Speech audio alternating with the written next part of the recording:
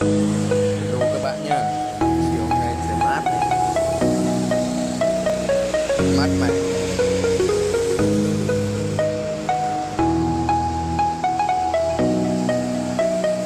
Đấy,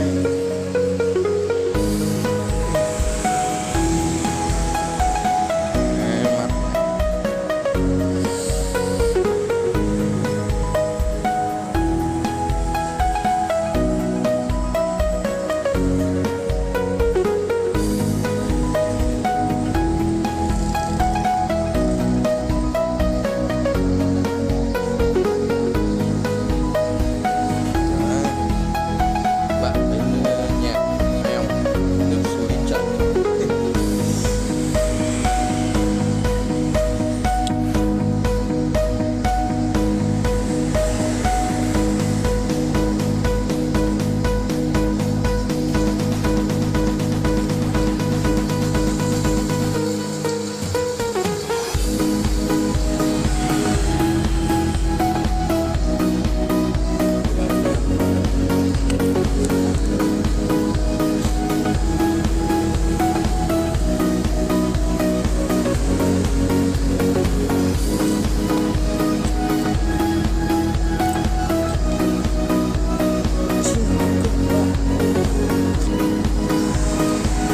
Đây để mình chơi cho bạn xem. Các bạn thấy không?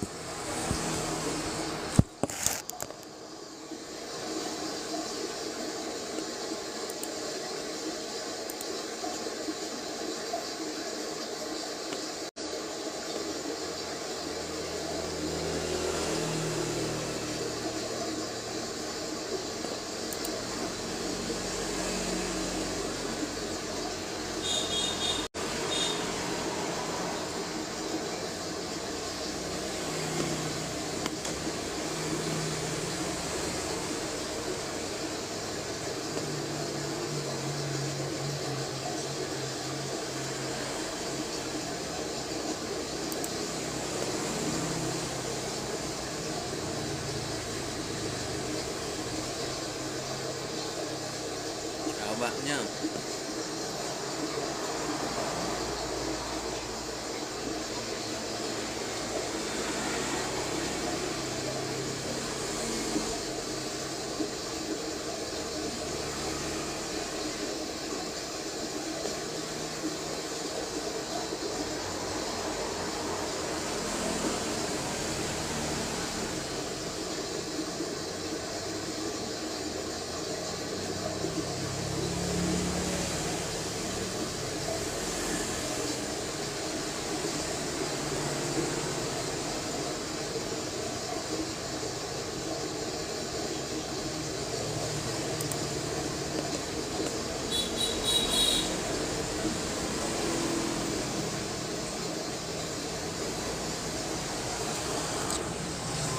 Các bạn có mua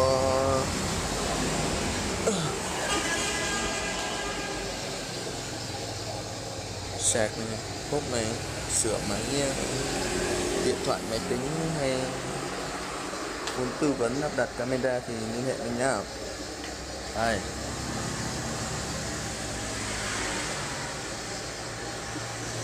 Đấy, các bạn nào mà muốn nhanh quét cái mã QR này tìm mình nhanh lắm. Nè, thấy cái hình này không, giống cái nhau. Đây.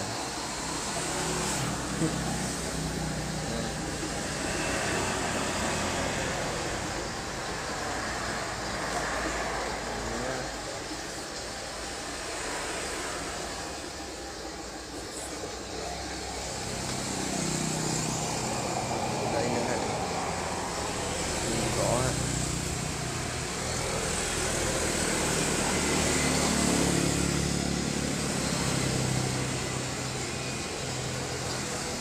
rồi các bạn, cây này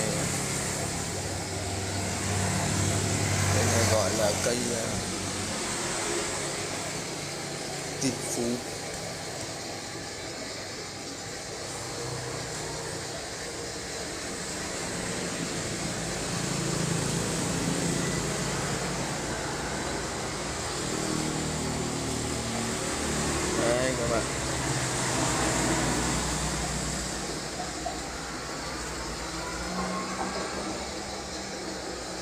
Các bạn nhìn thế này có nhận ra được không? Khác nhau. Cái hình này của gần gần chục năm về trước, thấy không?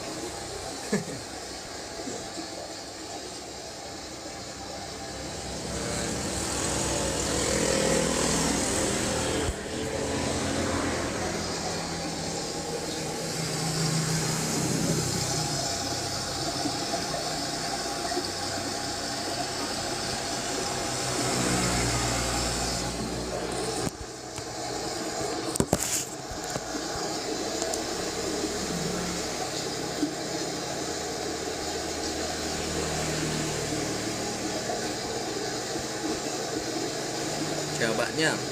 Nào có sửa máy laptop, máy tính, bàn hay điện thoại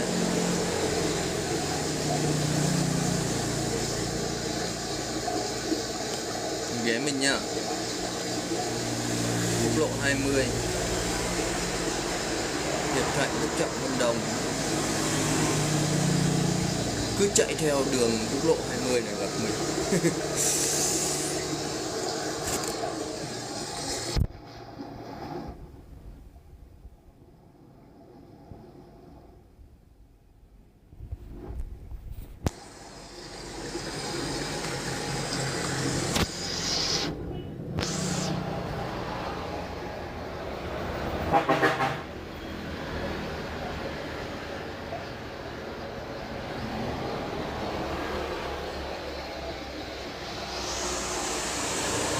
Đây.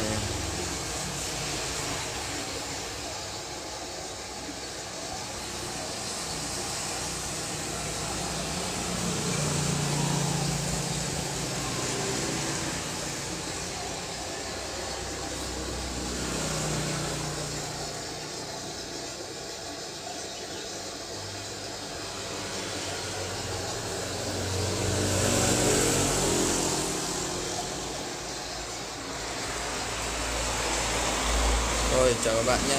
Kết thúc này là